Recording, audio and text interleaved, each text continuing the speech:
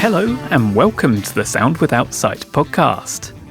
You've just been listening to Blind Man Drive-In by Joey Stuckey, a performer, producer, studio owner and accessible music tech connoisseur.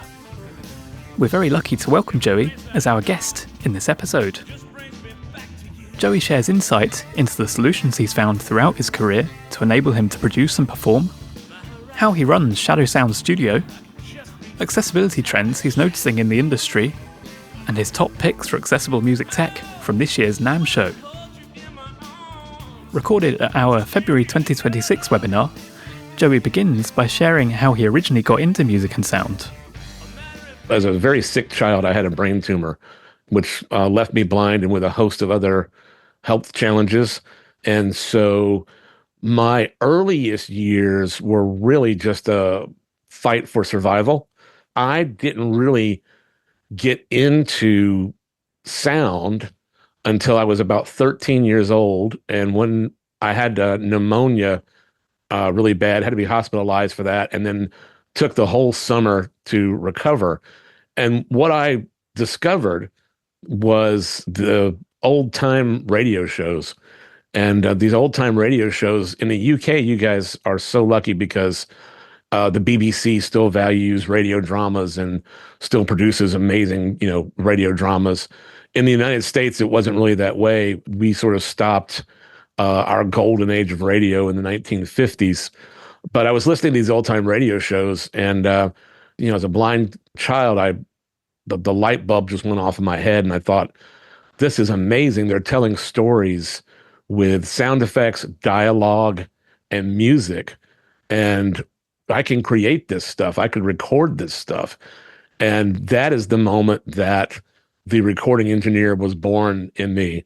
And so I just became obsessed with not only sound, but recording sound. Like, how does the acoustical sound in the environment sound different when you put a microphone to capture that sound, when you start doing those things? So that's really the start of my career as a recording engineer.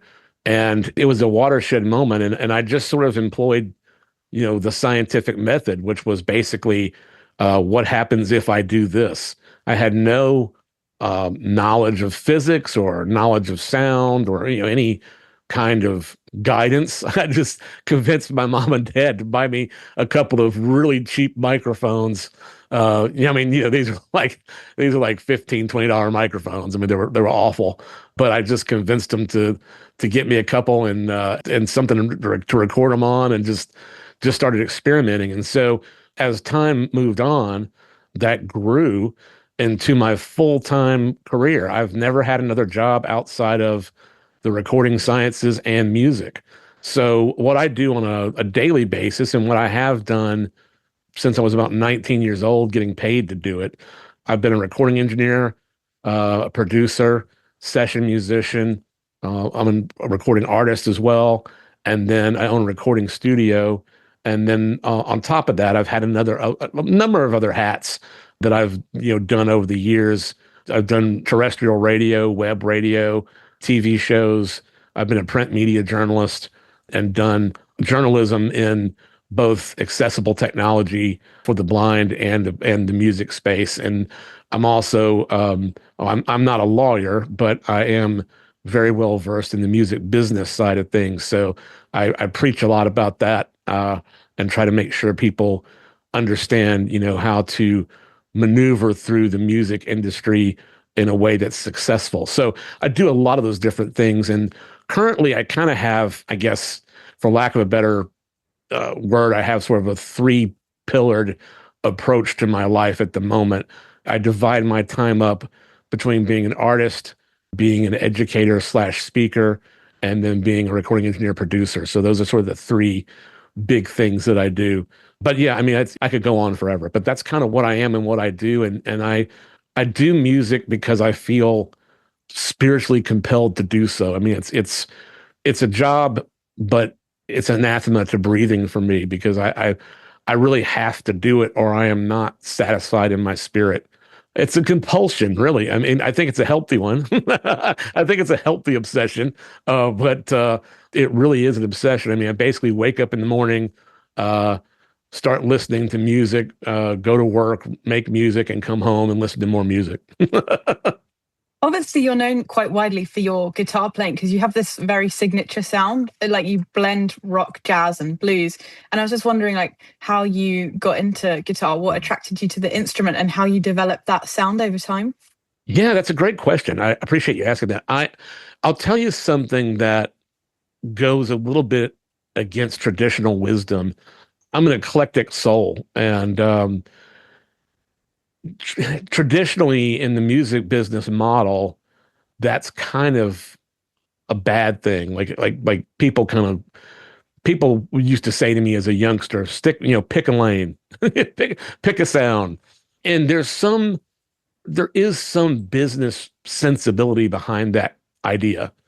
But I really believe, especially in today's music business, which is really the Wild West once again with AI, and we'll talk about that, I'm sure, later. But I really feel like leaning into who you are and being your authentic self, while might pose some marketing challenges initially, is the way to go. That's what you should do. And I don't really know how to be anything except what I am. And so rather than kind of like, run from the eclecticism, I just sort of leaned into it and said, well, maybe I'll have a smaller target audience, or maybe I won't sell out Wembley Stadium, but I can have a career that I value and that means something to me. So to answer your question, I mean, the combination of the sounds comes from my absolute love of all music. I mean, I absolutely adore every genre. I mean, from classical to hip hop, heavy metal to country to blues. I mean, if it's done well and it's done with artistic integrity, where the music communicates a message, I will enjoy it. And so I have a little bit of a restless spirit. I find that one sound is not enough to encompass my full attention or imagination. Now, interestingly, as a session musician and a producer, I can turn that switch off, and be very narrowly focused and very specific and very, traditional. Like, oh, this is, country. I need to play a country guitar line or whatever. But for my own music, I just write what I write and then, hope that somebody likes it. That's kind of, so it really, but I mean, as far as the guitar, it is interesting. And I wonder how many other blind folks have gotten this. Everyone I meet when they hear I'm a musician assumes I'm a piano player, because of Stevie Wonder and Ronnie Millsap and Ray Charles, and poor Jeff Healey's one of the few blind guitar players out there. And so it's kind of interesting that because of those famous blind musicians that everybody thinks they assume if you're blind you must be a piano player. I don't know. I just never. I mean, I play keyboard at a low side of adequate. So every once in a while, I'll play keyboard in the studio because it's like, well, this is so easy. I can play this. I don't need to pay somebody to come do this. But I'm not a good piano player at all, and I cheat. I use both hands for one part, and I mean I'm really bad. It sometimes gets the job done, but it's not good. But the guitar, what drew me to it is that you can bend the notes, and you can really make the guitar sing. You can really, get in there and interact between the strings in your hands and really create a lot of different tension and release, which is the whole point of the song. And I was just always inspired by the kinds of sounds that you could get from a guitar. And my dad is an amateur musician and played guitar, so there was music always in our house. But I was too sick to play. I didn't start playing until I was 17. I started getting healthier in my teenage years, and So I started then. But I mean, I loved guitar music, and I love all the greats, Jimi Hendrix and Van Halen, and all the different greats. But also, Joe Pass from the jazz world, or Michael Stern, or some of those. I mean, there's so many great guitar players out there. And what's amazing about music is that whether you've been playing 6 months or 20 years, I can learn something from you. There's something unique about each player that translates to how the instrument expresses itself. And you can really enjoy that unique sound that each person brings to the instruments, because there is, it really has to do with your hands and your technique, and how you approach the guitar. I'm pretty aggressive. So I like to hit the guitar. I like to play it with a certain amount of authority and firmness. And there's a reason for that.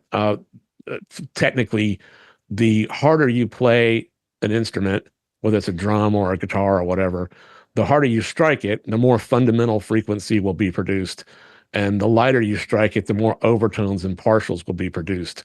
So you really can control an enormous amount of expression from how hard or soft you're playing. So I tend to be pretty aggressive. But anyway, hopefully that answers the question. Yeah. So, like you mentioned that, when you were 19, you became a session musician.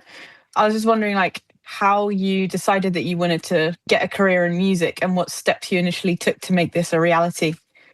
Well, that's a great question. So to backtrack slightly, as I said, when I was 13, I became obsessed with sound and started recording everything. And my parents were like so sweet. I mean, here comes this 13-year-old kid, on vacation, lugging a tape deck and microphones wherever he went, and letting me just record. I mean, I would hear an air condition, in a hotel room, and go, "Oh, I got to record this air condition. It's interesting. This is an interesting sound." So I did all that. And then when I was 13, I mentioned those old time radio shows that I listened to. As I think you can probably tell, Tilly, I've never met a stranger.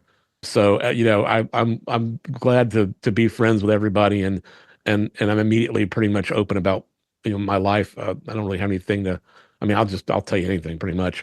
And so I called the radio DJ that played these old time radio shows when I was 13, and told him, how much it meant to me as a blind child, and like how obsessed I was with this idea of recording.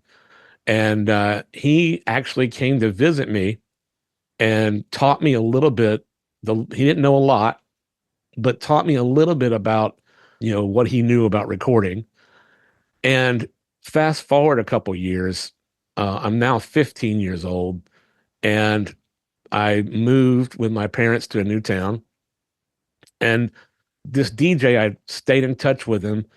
And here locally, there was a museum that had a planetarium. And the planetarium, the head of the planetarium and this DJ were friends. And the planetarium guy was complaining to the DJ that I met, whose name is Rob Thomas. I'll never forget him.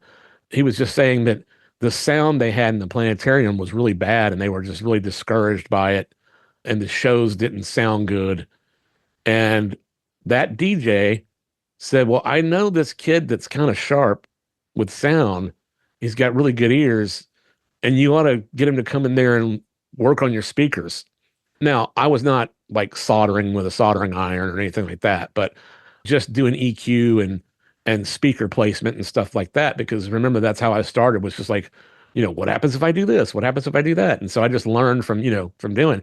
So I got my first job at 15 as the sound tech for this planetarium. And what happened then was that the other people that worked there were, in their early 20s typically, and they all had local bands. And they said, "Oh, we understand you've got some home recording equipment. Can my band come record a demo?" And I'm like, "Oh, sure." So I started recording demos for bands, just because they said, "Oh, you got microphones, and can we record?" And so I started doing that. And one day I had a fairly encyclopedic knowledge of the music of my generation. And so most of the bands were playing what we call cover songs or copy songs. Some people call them that, but songs by other artists that were already famous. And this one band came in and said they played a song and it was really good. And I said, "That's a really great song." And I was like, "I don't know that song. Like, I'm not sure how I've missed this song. Who wrote this?" And they said, "Oh, we wrote it." And that was kind of a watershed moment for me because I realized that I wanted to express myself through music. And if they could do it, I could do it. And I had something to say, and music was going to be the vehicle through which I told my story and shared my life. So that was the moment that I decided I needed to learn to play the guitar. So I found a teacher and started taking lessons and then as I say, by the time I was 19 years old or so, I was getting paid to play on people's records and produce records and record records and do all this stuff. And it's like anything. I mean, I literally, I was going to college at the same time. I graduated high school when I was 14 and started college when I was 16. So I was going to college at the same time, but I really spent every waking moment doing music. And, I'm sure I can't remember anymore, but I'm sure the first stuff I did wasn't very good. But, over time, the experience and just the sheer relentless pursuit of the music, was enough to make it into an actual job, an actual career path. And because I love so many different types of music, I'm a good session player because I can play a heavy metal record or I can play a jazz record or I can get in there and I consume a lot of music. Even today, I still consume a lot of music. So I buy a lot of music, so that when someone says, "Hey, I want to sound like Lady Gaga," I mean, I know what that means. I want to sound like Kendrick Lamar. I know what that means. So I stay on top of things so that I understand what people are looking for. But yeah, that's really what happened. I mean, it was just being at the right place at the right time with the right set of circumstances, and then being very passionate about, initially there wasn't really I didn't really have many skills, but I had, a passion that just wouldn't stop. I mean, I didn't want to sleep. I still don't like sleeping. I want to make music all day long, and I want to do it continually. So it really that kind of dedication, I think, is what it takes in any field, no matter what you choose. I mean, it takes that kind of just sheer relentless pursuit of I'm going to make this happen. You talk about being able to perform as a session musician, but while also being able to perform solo and have your own signature sound. Yeah. And I was just wondering if you think being able to perform in a band and blend in with other musicians has helped you with your career in terms of progressing it. And what advice would you give to musicians who want to, build a wide repertoire of skills and be able to perform both solo and in a band? Yeah, that's a really cool question. I'll tell you, interestingly, when I first started my first band, as I say, I was, 18, 19 years old. My guitar teacher, I'm sure that there are some other people here that can relate to the challenges of being a blind teenager. You know, you can't drive. It's harder to meet people your own age. It's harder to be mobile. Especially if you like, say if you can't drive and you don't live in walking distance of your school or whatever. That was a real challenge. And my guitar teacher actually said to me, "I want you to be in a band. You need to be out playing. He said you've got some talent and you need to be out playing. And I've got some other students that are trying to form a band and they need a bass player." And I said, "Well, I'm a guitar player and I don't know anything about bass." He's like, "You'll figure it out. Here's a bass. Go learn to play the bass." And so I did. And so what was interesting was the guys that became my first band and my friends were really lazy. They they they were not good and not interested in learning the parts of the song. So you had a band full of like three guitar players and a bass player and a drummer, and they all just kind of wanted to know, everybody played the same chord, everybody played the same part. And I just wasn't having it. And I was like, no, no, this is guitar part number one. Here's guitar part number two. You play this, you play that. And what happened was, because of their laziness and my sort of obsession, I would learn all the parts and then I would teach them all the parts. And that's how we started having a band that sounded like, something. Where you realize there's a bass line and the guitar complements that and the drums complement that. And so that's really how me being a producer got started, was listening and really these other teenagers not having the patience or interest or ability to learn their parts. And so I would learn all the parts, including the drum parts. And I'm a low side adequate drummer, but I was able to, show what needed to be done. So the key aspect of being in a band really is listening to each other and carving out a place where everybody has a function. And so that really makes a big difference when we're producing, when I'm producing records. I mean, that's the thing. We're constantly analyzing what we need or what we don't need, or should there be more space? Should there be less space? All these different things, and real subtle, small, nitpicky changes can change the entire sound of a song.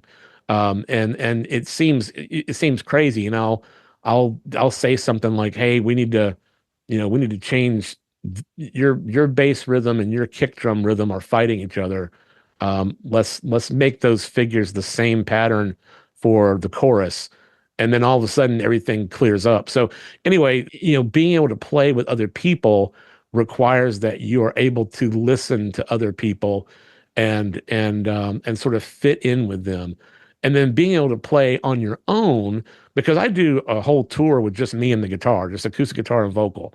And I do that a lot because it's cheap, it's easy, and I'm good enough to be able to hold people's attention with just the guitar and my voice. But I do prefer a band because it allows me to explore more ideas and to play more lead guitar, and to do that kind of stuff. But it really is two different processes, because what you're playing will change based on if it's just you or if you're with an ensemble. Because when you're in an ensemble, you can focus on, parts that interweave and interact with each other.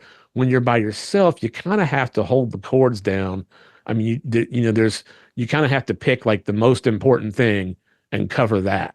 So you have to make choices that will keep the song grounded.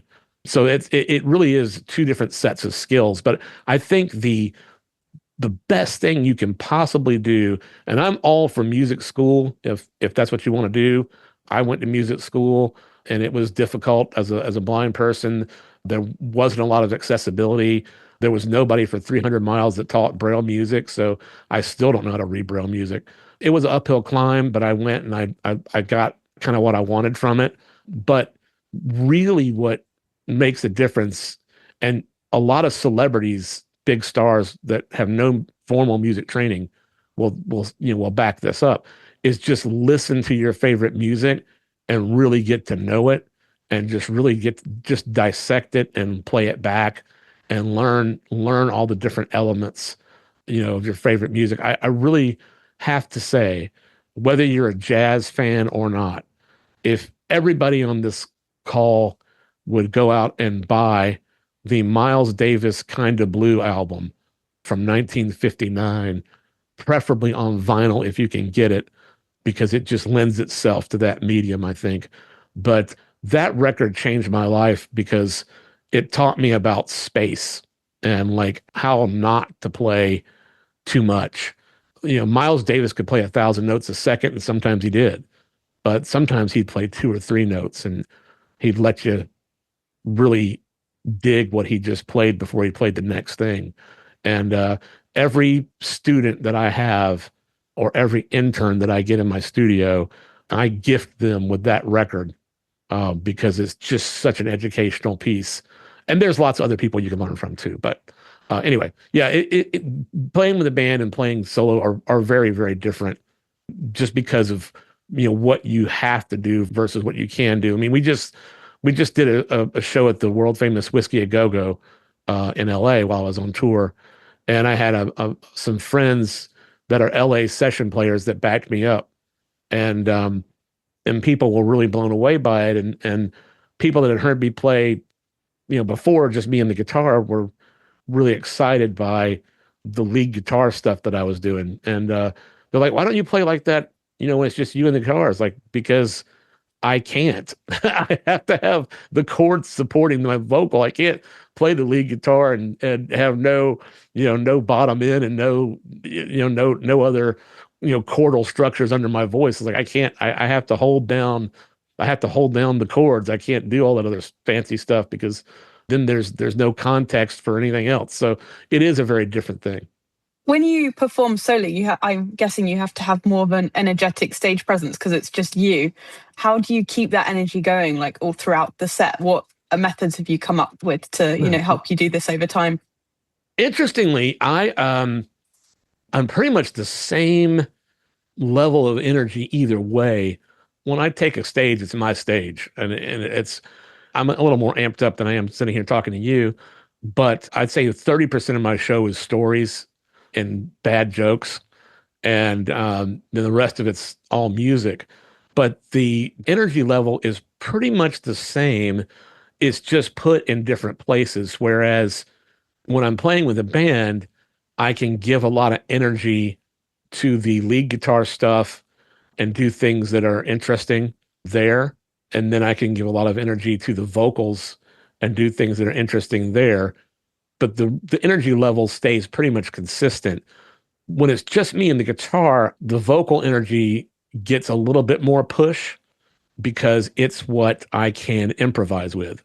So I try to make every show a little different. I sort of have a loose framework that I work with inside. So there is some structure and some plan, but I also try to leave room for inspiration, so that if you see me Monday night and you come see me Wednesday night, you're getting a little bit of different show. They're like moments in time that are unique and different.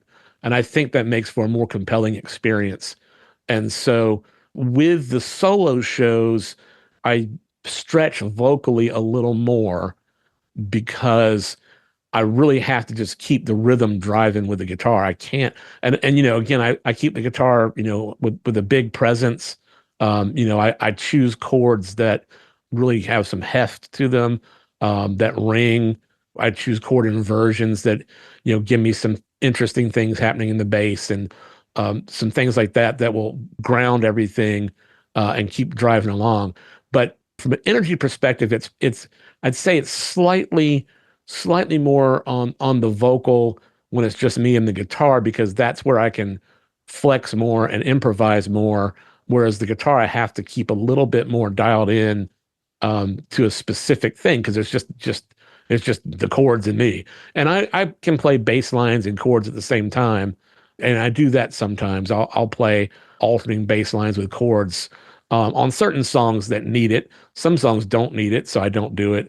I will say that I tend to favor, when it's just me and the guitar, I tend to favor chords that have more open strings, because I think the tone on the acoustic guitar is better the more open strings you have.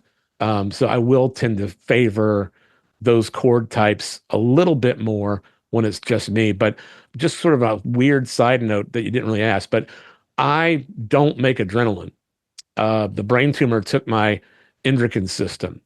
So the being blind part's actually the easiest thing to manage. But what I have to do, to manage my day, is, I don't have adrenal function. So I've had to learn over the years how to protect my energy, because once it's gone, it's gone. And, I don't have any more to give. So I have, a very controlled routines that I do before shows, and that kind of stuff, so that I can go out and leave my guts on the stage, and just like give you everything I've got, But then after I'm done performing, I'm like, I'm exhausted. And so, and I don't, like I don't make any more adrenaline. So I can't really replenish that. So I still stay after shows and shake hands and take pictures and, whatever anybody wants. But I do manage my energy very carefully, so that I can go out there and ramp it up to, to a showtime level. But if you met me, in a social setting, I talk a lot and I laugh a lot. And so my stage energy levels, not a huge difference from my normal energy level. I mean, there is a difference, but it's maybe a 15 or 20% change over my main energy level throughout the day. But it is important, I think, to whether you make adrenaline or you don't. I think for performers to carefully manage their energy so that they can give the kind of shows they want to give. If you look at several years ago, Adele and Meghan Trainor both had to be hospitalized for exhaustion. And in this business, it's hard to say no. You always want to say yes to every opportunity. But I do think that just a little PSA here, managing your energy and saying, I can't do that. It's not healthy for me or whatever. I think those are good boundaries to have, because if you don't look out for your well-being, I mean, nobody else is. It's interesting because you talk about going on tour a lot, and I'm getting the impression that that's quite a big part of your career.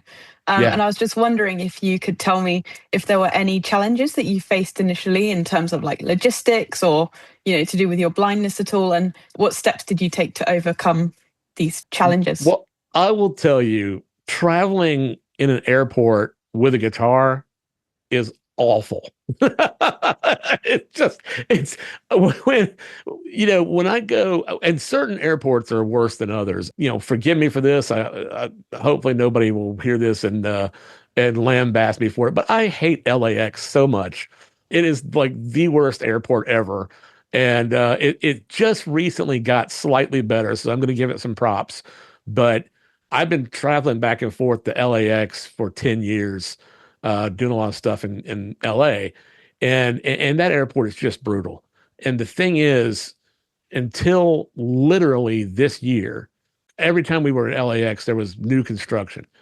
And you'd have to walk about a mile and a half to get to where you could catch a cab or an Uber or a shuttle or whatever. And my wife and I, when we're touring just the two of us, which is most of the time, because of logistics, because it's easier to handle two people scheduled than 10. It's easier to get paid when you have just two people you gotta pay, as opposed to 5 or 6 guys or whatever. So it's just the two of us, and so I'm blind, and I have another thing the brain tumor did was made my bones kind of crumbly. So I have a metal shoulder and a metal hip. And so with my right arm, I can't really pull like anything super heavy. I mean, I can do normal stuff, but I have to be careful with it. So I have my cane typically in my right hand, and I have my other hand on my wife's backpack. And then we go into the wild blue yonder. And so one of the things that you're probably aware of is that sighted people don't look where they're going. Like everybody's got their face in their phone. And so it's a real minefield. And then the luggage carts are so small, and we have a lot of luggage because we have all of our clothes. We also have the guitar, and then we also have a suitcase full of medicine. My wife happens to be an advanced practice nurse, so she has a master's degree in nursing, and she's also a midwife. And that turns out to be pretty handy. So we carry a bag full of medicine that we can basically take care of any issue I might have. Like our goal is to stay out of the hospital because my case is so complicated. If I get sick, it oftentimes can be very problematic to deal with, and we know how to handle it. We got it. So we have this suitcase full of medicine, and then we've got 2 or 3 suitcases full of clothes, and then we have the guitar, and the guitar is a really awkward shape, and so it's in a flight case, which is this large rectangle, bulky thing. And the reason it's in a flight case is because we put it in the belly of the plane, and this case, like, I mean, you could drop this case from like a 3-story building, and the guitar would be fine. So you have to travel with those kind of cases if you travel a lot. So it's just real awkward. So we've got this cart teetering with cases stacked on top of cases, and this blind guy coming through, and nobody looking where they're going, and people running into you, and it's just this whole thing. So that's always kind of stressful. I mean, it never gets any better. And then the other thing is, because I have a metal shoulder and a metal hip, they have to search me when I go through the security lines. So that's a whole thing. And what's really quite baffling is that you'd think they've never seen a blind person before. When I say I'm blind, I've got a metal shoulder and a metal hip, they just kind of stand there like, well, what am I supposed to do with you? And so it's just always kind of a stressful thing. But once that part's over, the touring's not that bad. I mean, it really, it's just the airport that's kind of a nightmare. And some airports are worse than others. I live in Georgia, and the Atlanta airport is actually very easy to navigate. But like LAX is just brutal. And one year, 2018, 2019, this lady was yelling at me to get out of her way because she wanted to come through. I didn't move fast enough. So she literally on purpose rammed her luggage cart into our luggage cart. And then what happened was our luggage cart started falling on top of me. I had to take a step back because the cart was falling on me, but I had to take a step back into the street where cars were coming. And then our luggage went everywhere. And fortunately, some people ran to our aid and helped us get resituated. But I mean, these kind of weird things sometimes happen. And so that's the hardest part. I mean, logistically, I have a real organized mind, and my wife does too. And so logistically, it's fairly easy to manage, but just that navigating through the airport. And again, the guitar is what makes it so hard because it's an awkward shape and it sticks out. It sticks way off the edge of the cart. You can't fit it on the cart properly. And what I've started doing, I started having enough friends in the UK and enough friends in LA and some of the places that I visit more frequently, that I have actually started saying to people like, can I just borrow your guitar when I get in country? Can I just not bring mine? and fortunately, I've got good enough friends who have, good instruments, like Martins and Telecasters and stuff like that, that I've been able to start borrowing people's instruments once I get in country. And that has saved so much stress, so much stress. But, it's all about planning, making sure that you have a good executable plan, and that you give yourself extra time for things to go wrong. So I have, as a brain tumor survivor, I have learned to have backup plans to my backup plans. So we always have wiggle room. We always get to the airport like 3 hours early, even though we have to kind of sit there for a while, because you just never know, what's going to happen. I always have extra time that we don't need when I'm on tour, and we double and triple check everything we do. And the other thing I will say is I get everything in writing. So when we have plans and agreements and moving pieces, there's documentation of everything so that you have a very clear-cut set of notes and a very clear-cut plan, and you can reference those if you need to. That's great. We've had a community question come in from Adele, and he wants to know, you've had a lot of bookings from very big artists. How did those come about? I'm guessing it's probably a lot to do with like networking and getting to know people in the industry. Oh, well, I'm just a handsome man. No, yeah. So I'm going to answer this in 2 ways. The first thing is I love working with established artists. I think that's awesome. Yeah, I love it. It validates the work that I do, that somebody at a higher level in the food chain wants me to participate in some fashion. So that's cool. And oftentimes these artists are a joy to be around, and you just learn from just being in the same room, and you come away a better player, better engineer, all those kinds of things. But I honestly value most when I get an opportunity to work with a new artist who's beginning their journey and give them an experience that will set them on a path for success. Um, I really value that more because I feel like I'm being of service, and I feel like I'm helping someone to realize their dream and their vision. And that is very rewarding. But yeah, it does come down to being in the right place at the right time. For people with a disability, whether it's blindness or whatever, travel can be really a real challenge. I'm on several accessibility committees for the Audio Engineering Society and for the Recording Academy, which is the Grammys. I serve on several different boards, and I'm constantly sort of brainstorming with them how to make things more accessible and easier to navigate. And a lot of that, I guess, for good or ill, has been, well, we'll have hybrid events where you can be in person or you can be online and still participate. And I think that's great. I mean, I certainly like that, but I do believe if you're able, being in the same room is always better. It really does come down to working hard and getting noticed and just kind of being where things are happening.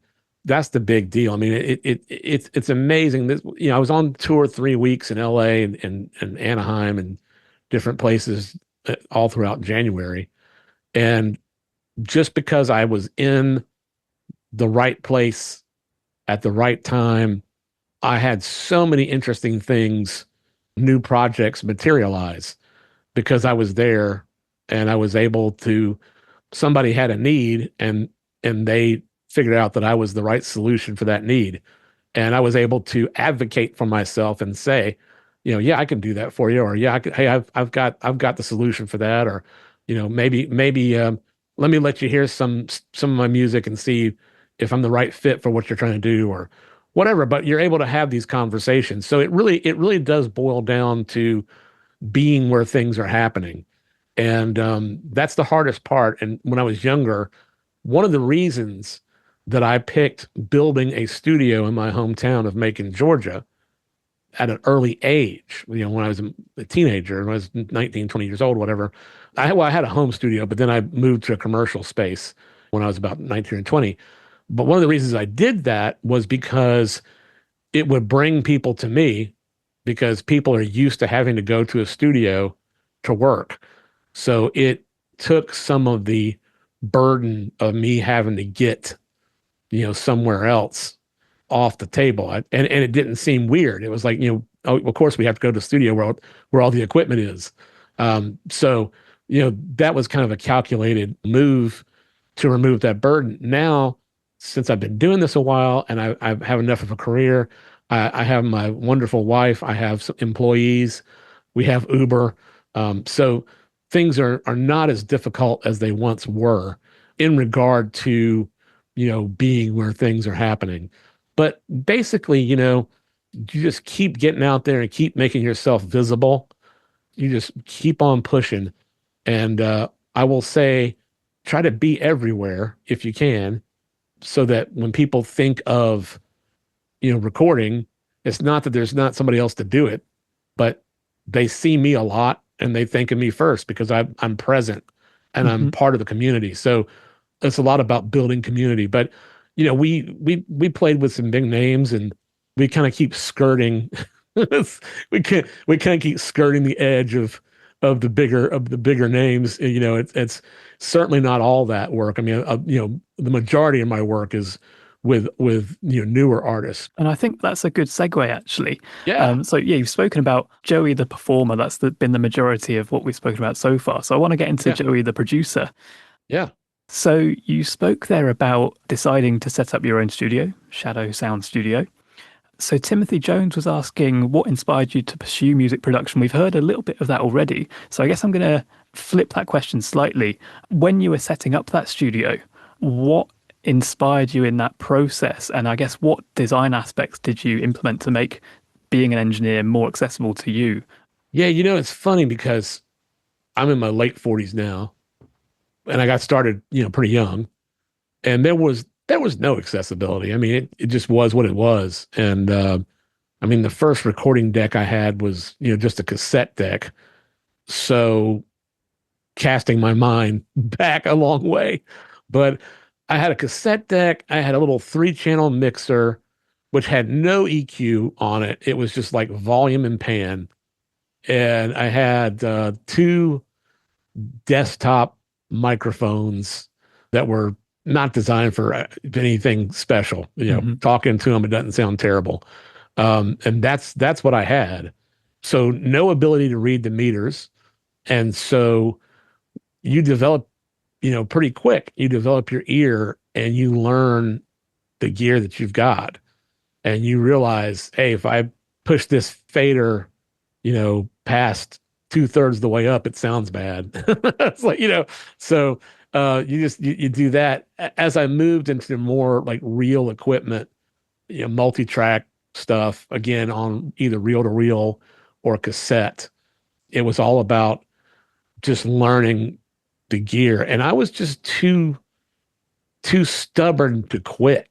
I started editing tape with a razor blade and cut myself a million times, and just, it's a terrible idea, really. But I started editing tape with a razor blade, and it was painstaking. It was awful. And, the tape would get stuck together. And that's when I learned how to swear. But it was, I just like, that was how it was done. And I just refused not to participate. When I should say that the planetarium job that I mentioned earlier, one of the other things I did besides tune the speakers, I used that word sort of broadly. We weren't pinging white noise or pink noise, and we weren't calibrating with oscilloscopes and all that kind of stuff. But we were tuning the speakers in that I was moving their locations and their throw, and I was using 3-octave EQ to balance out the room and stuff like that. So anyway, but one of the other things that I did besides try to make the room sound better was we did a laser light show to popular rock music of the day, and we had a 4-track reel to reel, and the visual cues were like the lasers and the lights and all that stuff were synced to the music. So we had to stripe the tape with SMPTE time code on track 4, I think is what we used. And then on tracks 1 and 2, we would put the music that they used. And I would have to, get those songs back to back. So there was no stopping. There was like a clean transition. You couldn't crossfade because there weren't enough tracks. So one of the things that I did was just use my ears because I couldn't read the meters. So I would just use my ears. I would have a sighted person give me the first reference. So, okay, here's the song. Here's where the meter's hitting. And then by ear, I would make sure every song was the exact same level. And so I just used, it was terribly inaccessible, but I just kept persisting at it till I was good at it. As I got older, memorizing your knobs, and I'm an analog guy, so I have tons of very expensive analog outboard gear. And it turns out that I like that because of the character. But I also like it because the third knob to the left does the same thing every time. and it's you don't have to deal with soft functions and stuff like that. So I really memorized all my gear and all my layout, and I really just got to know what I had. And so early days there really wasn't much accessibility at all. Then eventually I moved into digital tape, and then finally around 2005 I went into the computer domain. And that's, as you know, the accessibility has waxed and waned quite a lot, uh, and changed quite a lot over the years. So it's been a constant effort, I guess. Struggle might be the wrong word, but it's been a constant effort to stay on top of the most accessible things, to advocate for those things, to support those things, and to try and always have what will let me do the same job as my sighted counterparts equally as effectively with the tools at hand. So that's a constant evolving, moving target. And I think we'll dig into that technology in a second. Okay. I'd quite like to understand if there are any kind of low-tech solutions that you use that could potentially be replicated in other studios that would just make those environments easier to navigate, easier to be an engineer in, or is it all kind of high-tech solutions?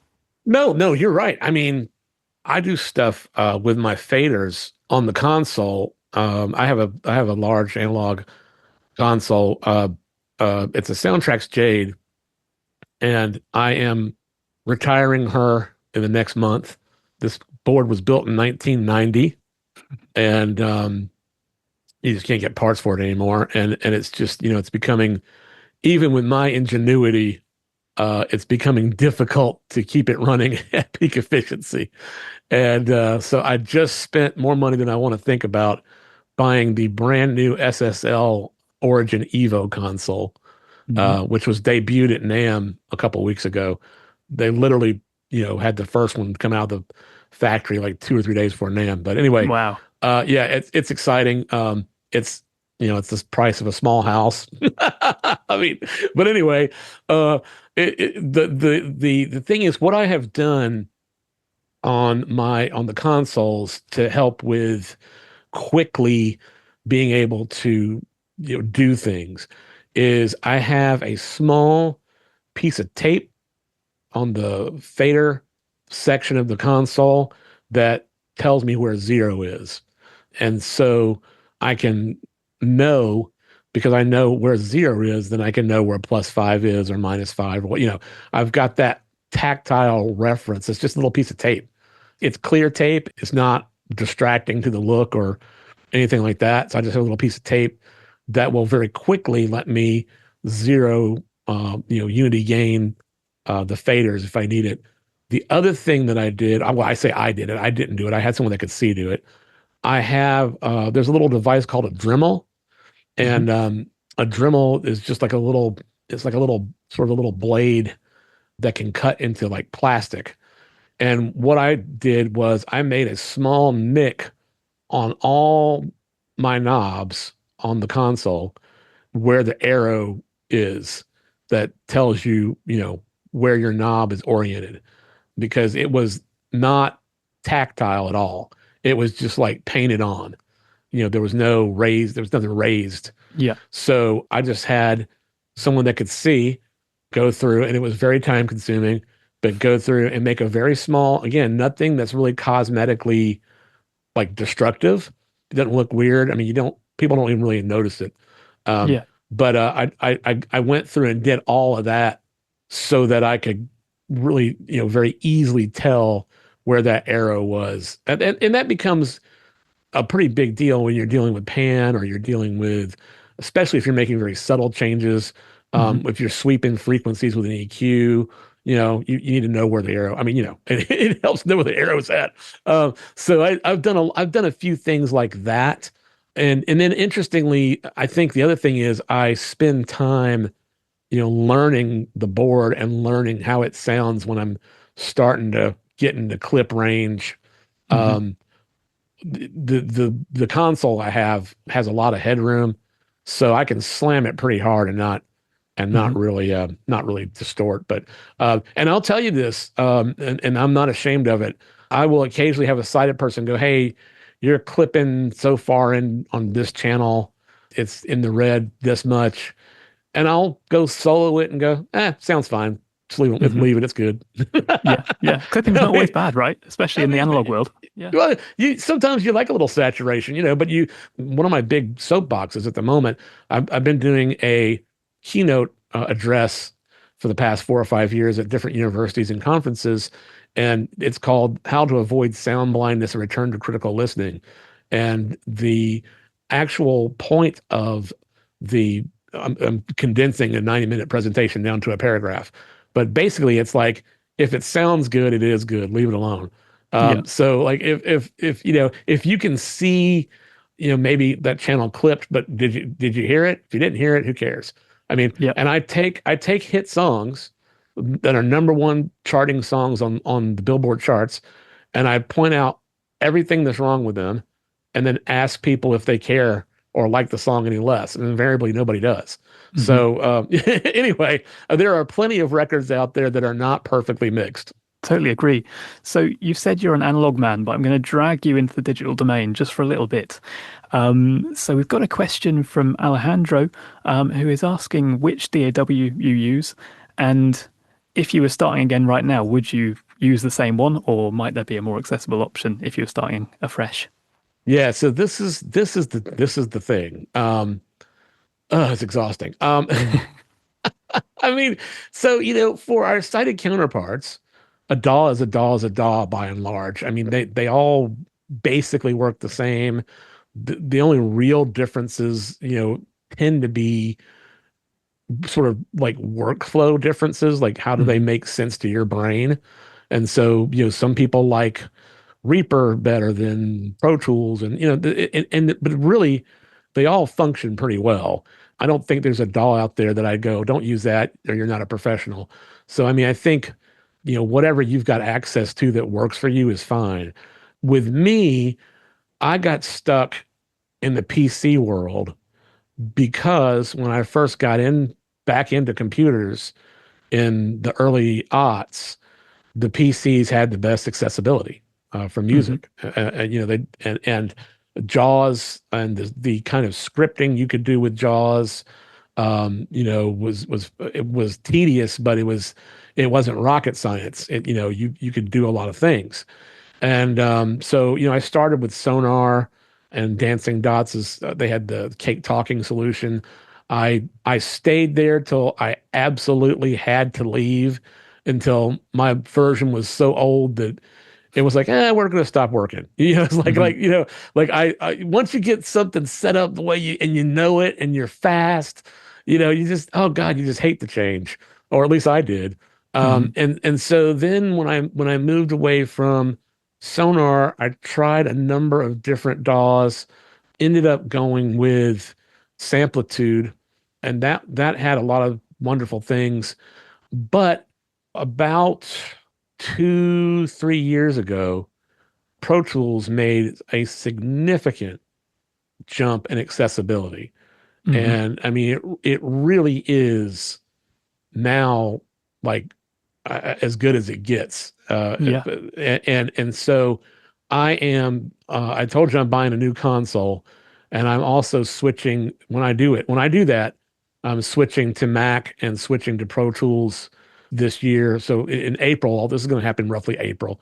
So I'm buying brand new AD converters. Mine are good, but they're old, and they still work, but the computer doesn't like them.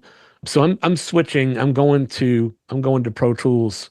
I think it has the best accessibility. I mean, there's good accessibility with Reaper. There's good accessibility with Ableton. But, I was at a conference on the place of the modern studio while I was in LA. And one of the guys there said that you need to be able to use all the DAWs. And I just don't have the time. I just like, he was Yeah. like, you should learn how to use Ableton, and you should learn how to use Logic, and I was like, man, I, I don't know how you have the time to do that, but Joey is not doing that. Yeah. I mean, it's like, I'm going to pick one and stick with it. I mean, I'm not, I get it. I mean, I get that, Ableton does certain things a little better in some aspects than Pro Tools, they all kind of have their strengths and their niche, Yeah. sort of, things they do well. But I just don't know how you have time to work and like learn all those different DAWs. And Yeah. for us, for us as the blind practitioners, we have the added complication of not being able to use a mouse and doing everything like keyboard commands. And then you have to make sure those keyboard commands are not overriding, proprietary internal keyboard commands. It's just a whole extra layer of education. And I just, man, I just don't have the time. Yeah. So I'm going to go slightly off piece now and, yeah. slightly kind of future looking. So you mentioned Pro Tools there. Obviously, Flow Tools has been around for a little while. That's a great Yeah. kind of setup for a lot of people. I've seen Avid shouting a lot lately about SoundFlow and the AI session assistant that now is part of that. Is that something that you've explored? I have not explored that, but I do have a lot of thoughts on AI. But I know that I'm going to have to spend a little bit of time relearning a bunch when I move to Pro Tools in the next 2 months. Fortunately for me, my assistant at the studio is a Pro Tool whiz, and so if I can't do something, I'll just let him do it. And he, honestly, I'm friends with a legendary engineer named Alan Parsons, and worked with the Beatles and Pink Floyd and Alan Parsons Project and all this stuff. And he has been so gracious and kind to me, and been a real role model. And I actually have a video. It's on my YouTube channel, I'm not ashamed to say, where he sent me a message and said that I had the best ears in the music business. And that's high awesome. praise. And I'm not saying it's true, but I am saying he said it. But my point in telling you this is that Alan, I've had the pleasure of being part of some sessions with him and being of some nominal service to him. And he has a young fella that runs the computer, and Alan never touches it. Alan works at the console and does everything with outboard gear, just like I do, basically. And he has somebody else. He just doesn't. He just doesn't do it. And so I don't feel too bad that sometimes I have a sighted assistant that just runs the computer while I'm running the console, and that's just kind of the workflow that I've sort of established. But ideally, of course, the goal is to be totally independent. I'm going to have some homework I've got to do, and it's a real juggle between keeping the sessions going and not getting behind while learning a new skill set. I do feel that Pro Tools, I've really thought about this very carefully, and I really feel like that's where I need to be, and that they seem to have enough institutional will to keep the accessibility viable. Whereas what tends to kind of happen is that as some people step up to the plate, others step back. And so accessibility for the various DAWs sort of waxes and wanes. And I feel like, Pro Tools is going to be a more stable environment moving forward. Great insight. Thank you very much. So I want to make sure we've got enough time to talk about all of the new tech that you came across at the NAMM show. Yeah. I was wondering if first, for anyone that doesn't know, if you could explain what the NAMM show is. Yeah, the NAMM Show is a huge conference that takes place over about a week. I think it's like Tuesday through Sunday or something like that. It happens typically, there used to be two of them. There would be one in Nashville, and then there would be one in Anaheim, California. The Nashville one, since COVID, I don't know if they're still doing that one, but it was always a smaller show. And what happens is people get together and show off all of their new products for the coming year. So all the music manufacturers do that. But over the years, it's become so much more.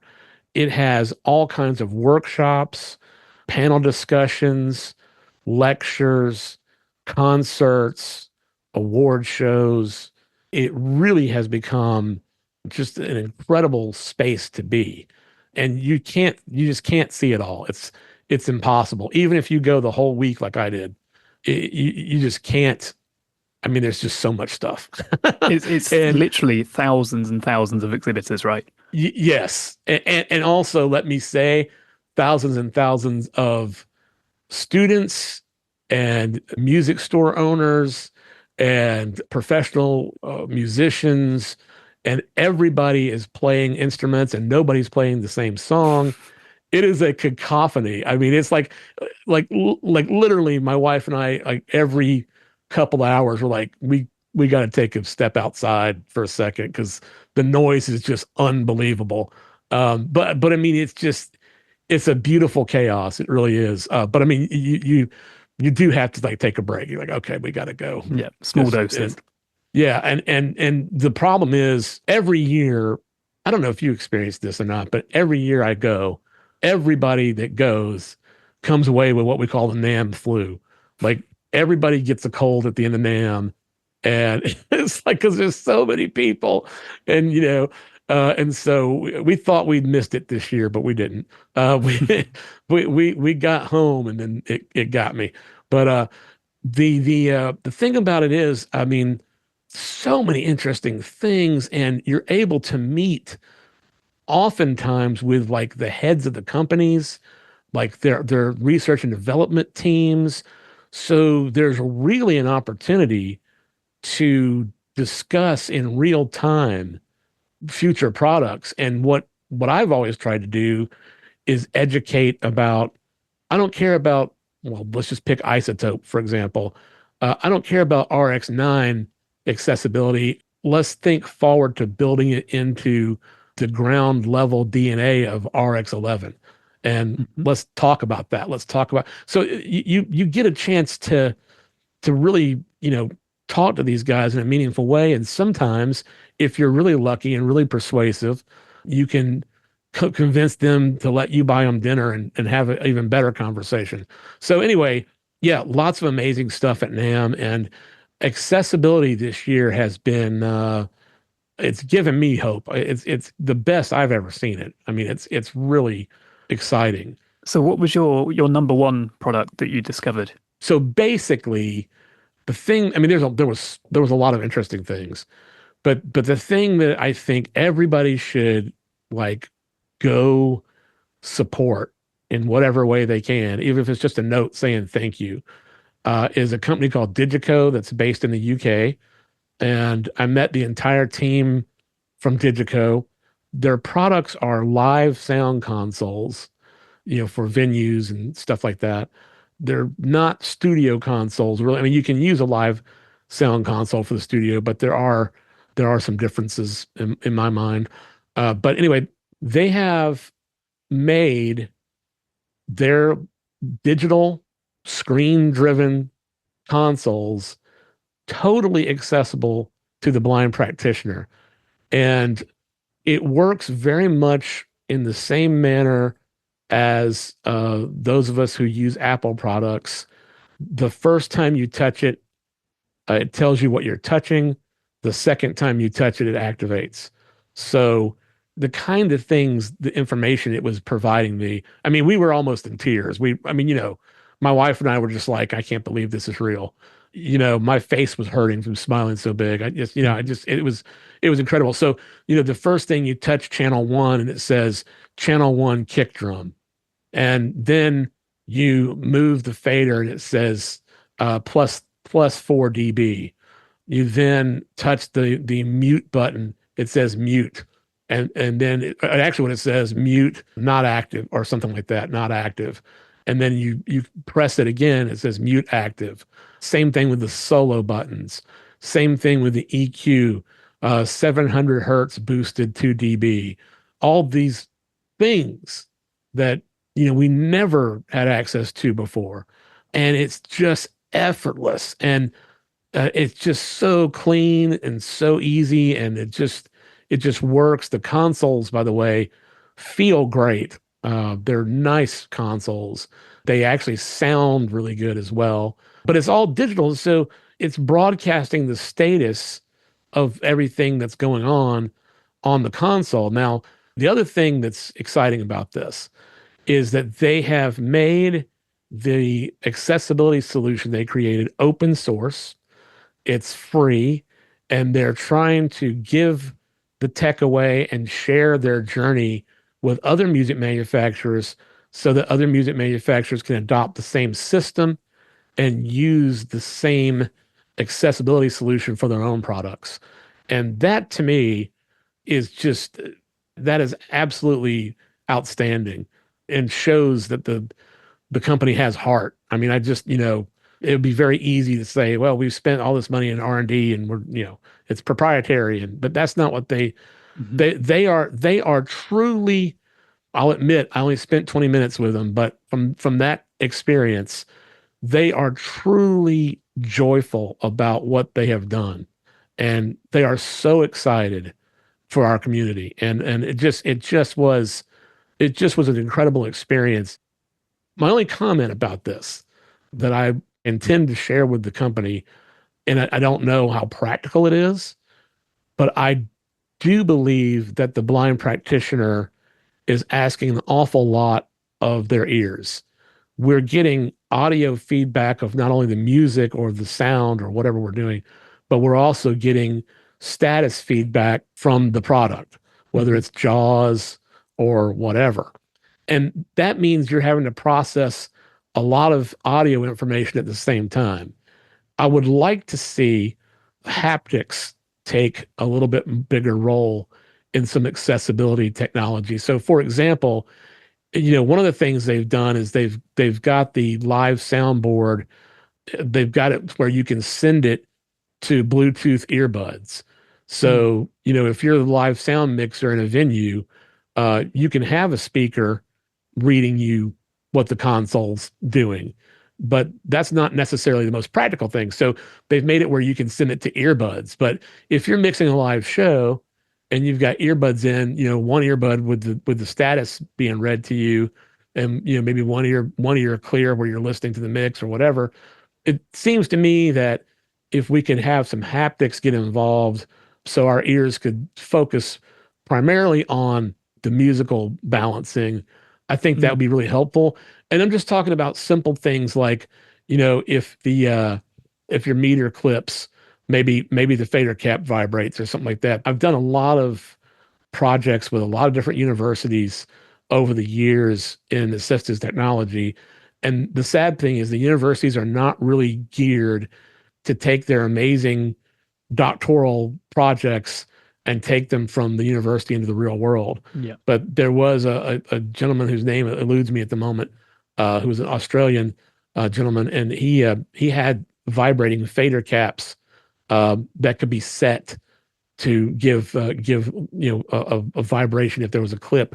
So something like that, I think, would be the next evolution of the technology. But my gosh, I mean, I am not complaining. Don't think I'm complaining. Yeah, so positive for the future. And I don't know exactly how it works. I've not used it myself, but my understanding is that controller information, so what's effectively text that you're hearing through a screen reader, that's sent through, by default, it's sent through a network to another device. So, you would be accessing that on perhaps your phone or a satellite computer or something like that. That's my understanding as well. Yeah. And like I say, I mean, it's cool that you can put it to Bluetooth headphones and stuff like that. I mean, that's obviously a good solution, but it just seems, it seems like if we could get more information, haptically. Absolutely. And I think this is something that is being looked at as well by the MIDI Association and their accessibility special interest group. There's definitely been some, I can't share too much, but there's definitely been some talks in there about how we can make use of haptics a lot more. And actually, they were doing a demo at NAMM on that particular thing, which was almost like, I think they had it set up as a level meter whereby, once your level goes over a certain threshold, your phone vibrates or something like that. Yeah. I saw that last year. But it wasn't the MIDI group. It was an independent group from a university that was doing it, and it was, and they were just using cell phones. It's just like because your cell phone already has the haptic technology built into it. Exactly. So yeah. So it was a good idea, and but that's what I'm saying. Like the problem with all this stuff is that the universities just don't know how to transition from to commercialize it. And I've tried to help with that on a number of occasions, but it's just a real quagmire. But I mean, but I think it's definitely possible. But I really feel that Digico has their heart in the right place and is interested in possibilities. It's such an exciting development. And I think in some ways it's similar to the solution that Ableton have implemented with the Move. Similar in that, you're accessing it through a network interface and you can have your screen reader pointed at that text window, but you can also have a Braille display pointed at it and get the information that way for people that read Braille. Yeah, I don't know if there's a Braille solution for the Digico thing or not. I didn't get that far. I confess my ignorance. Well, I mean that's potentially a question for our session next month, because we're very much hoping that Digico will be joining us for our next webinar. Yeah, that would be awesome. So yeah, just wanted to slip that in there. So everyone gather your questions. That would be brilliant. I mean, and Braille displays have gotten so good too. And it's interesting. I don't use Braille as much as I should have. I didn't learn it till I was about 12 years old because there was no one to teach it in my area. And so I'm pretty clumsy, but I mean, I can read it, but it's, I'm not a whiz. It really is another alternate way of accessing the technology. And I think the more choices we have, the more we can sort of independently set up our personal preference of workflow, the better off we'll be.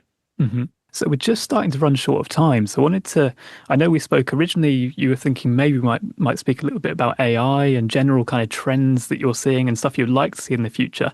I'll let you pick from those general topics, Joey. What do you think we should finish on? The thing I think about AI, and this is a two-part statement. The first thing is that currently, people using AI for the creative process need to understand, and I can only speak for the US. I don't know the UK's laws like I know the US laws. But currently, the Copyright Office does not recognize AI compositions. So there's a real problem in who owns it.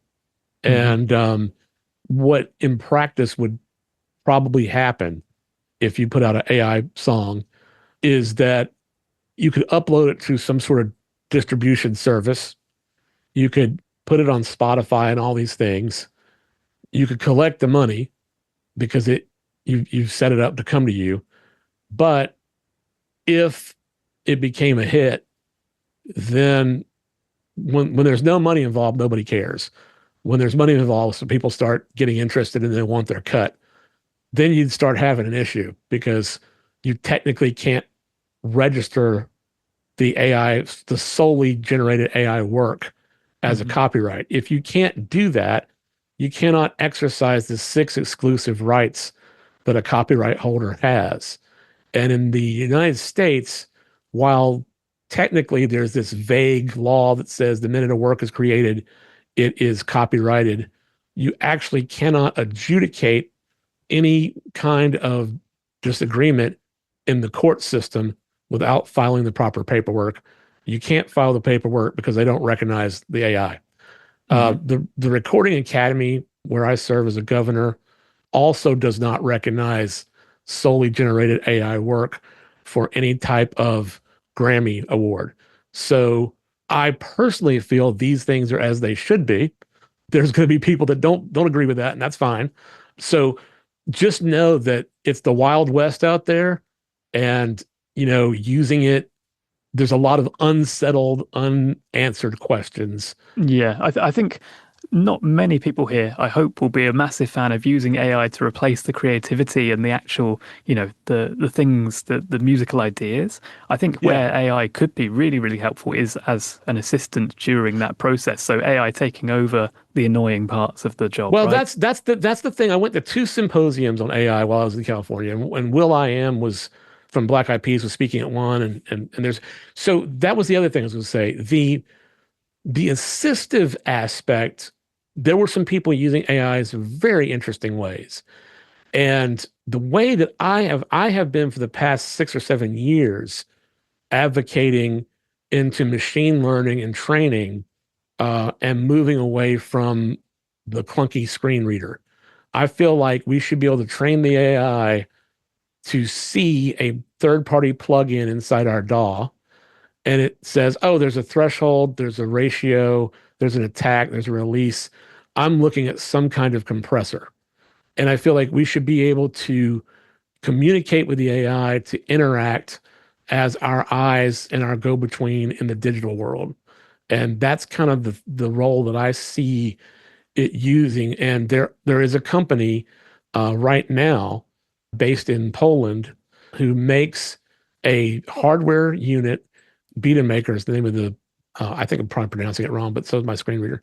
But they have an EQ plugin, and they have made a tube modern recreation of the famous Pultec EQ, but it has an AI built into it, and you can talk to the EQ and tell it what you want it to do.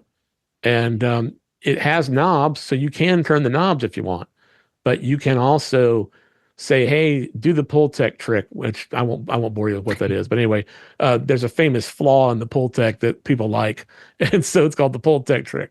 So it says, "Hey, do the Pultec trick," or "Okay, now add 10K at 2 dB," and all of that is also recallable. And so that is the kind of thing that I really want to see more of with AI, I think, as it pertains to the music business and for the blind practitioner in general.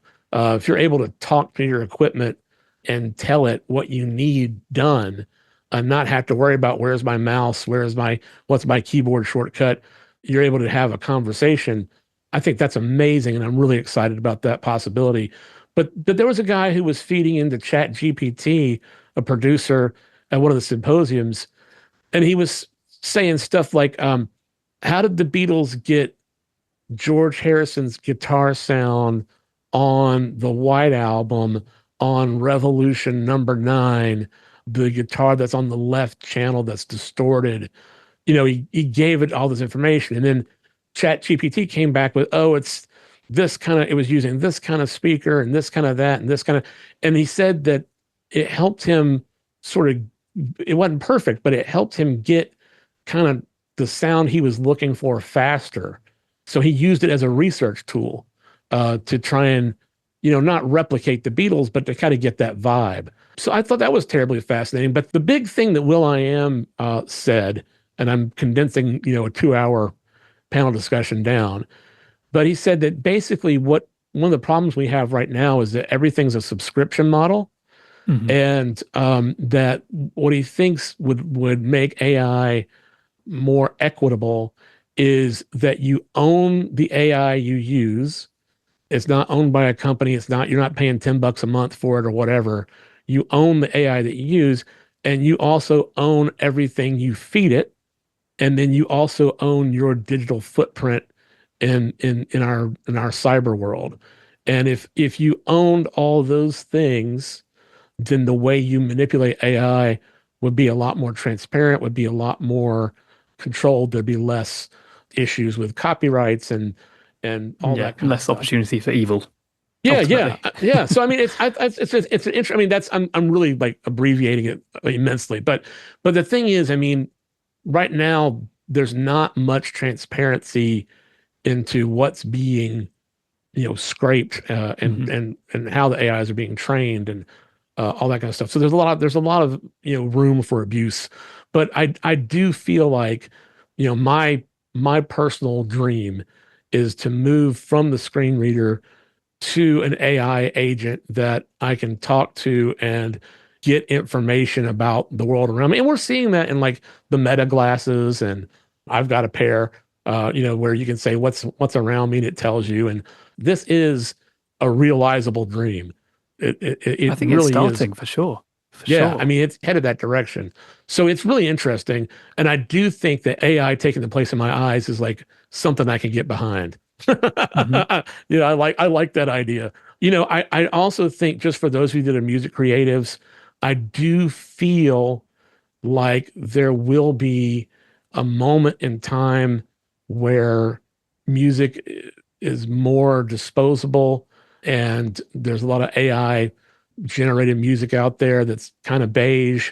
And I think that's going to be a disruptor a little bit. I think we're going to have to kind of stumble our way through, how that works. But I do believe that there will be a time where people realize that what they really want is collaborations between living beings And I say that now because there's a small shift in the music industry.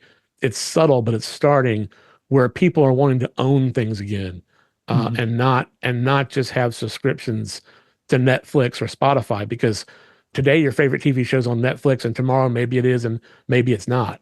And I think people are going to want to take back some of that ownership of what they consume. There seems to be a small tick in that direction.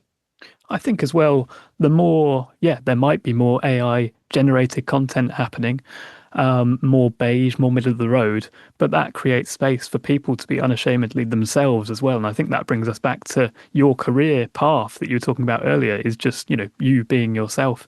And there is a real place for that. And people do latch onto that and love that. That is exactly right. I'm so glad you said that, because that's exactly what I was going to say. Because, I mean, just, lean into who you are. And I will tell you, I went back to school to Berkeley to work on my master's degree in music business. And then I had the metal shoulder happen unexpectedly. And I just kind of got sidetracked and never finished. I never finished my degree, but maybe one day I will. But I started working towards a master's degree in music business. And as I say, I sort of sidelined that. But what I did learn, and what I was told by one of my professors, was that from her perspective, she knew, because I'm a worrier at heart. I mean, my mom's a worrier. I'm a worrier. I worry about stuff. Yeah, I chew on stuff. I worry about stuff. I want plans for everything. And so I was worried about trying to promote one of my records. And you take advantage of these professors because they, at Berkeley, they're the top of the top. They're people that used to work for Warner Brothers, and they've seen it all, and you take advantage of their knowledge. And so she said, I know that you worry about marketing your record more narrowly because you're an eclectic soul, and you found that's a little bit difficult at times. But she said, if you just be you, people are going to love it, and they're going to enjoy it, and you don't need to worry about it so much. And I think that was really important for me to hear. It does mean, that it's harder to, if you're real eclectic, it's maybe harder to find. It's more of a niche market, so it's a little bit smaller market.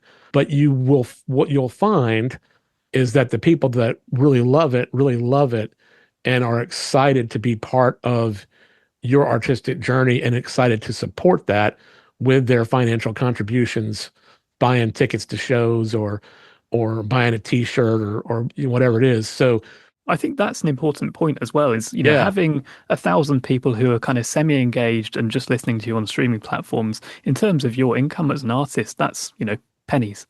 Oh, it's ridiculous. Yeah.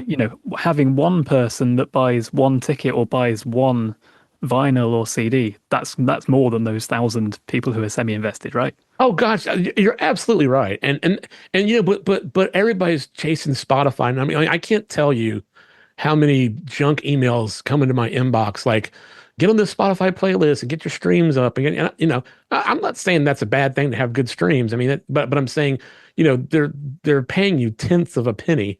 And so, it's really more. And for me, the joy is, like, right now, being here with all of you tonight is an absolute privilege, and is a joy to get to share in each other's stories.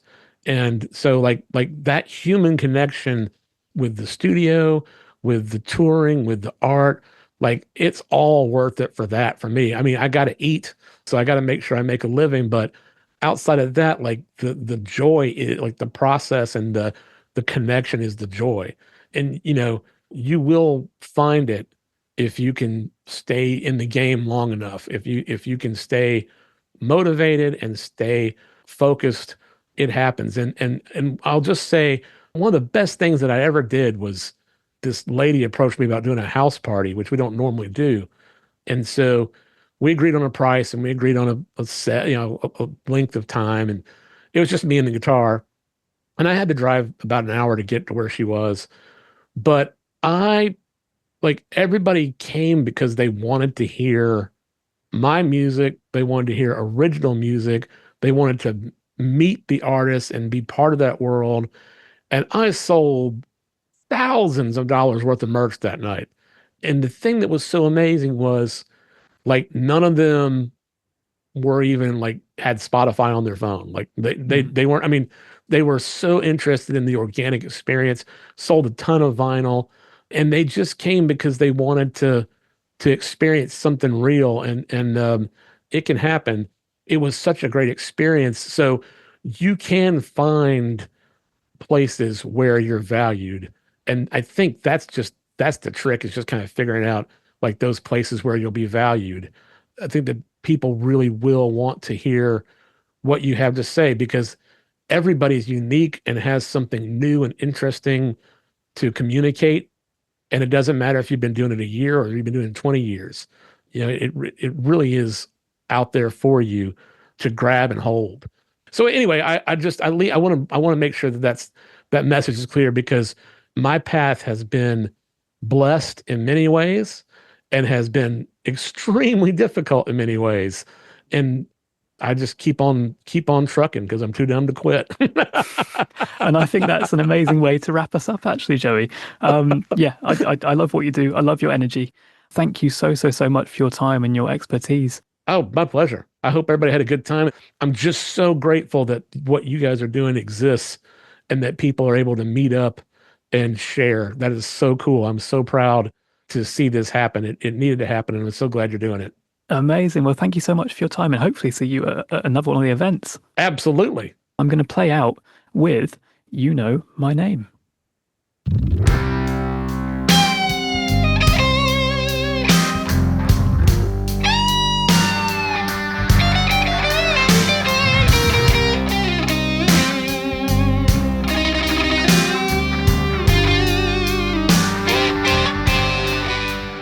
Thank you for listening to this episode of the Sound Without Sight podcast.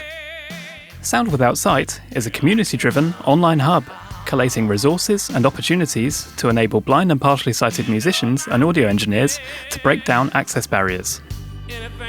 Why not share some accessibility solutions you've found on our Knowledge Hub? You can learn more and get involved at soundwithoutsight.org.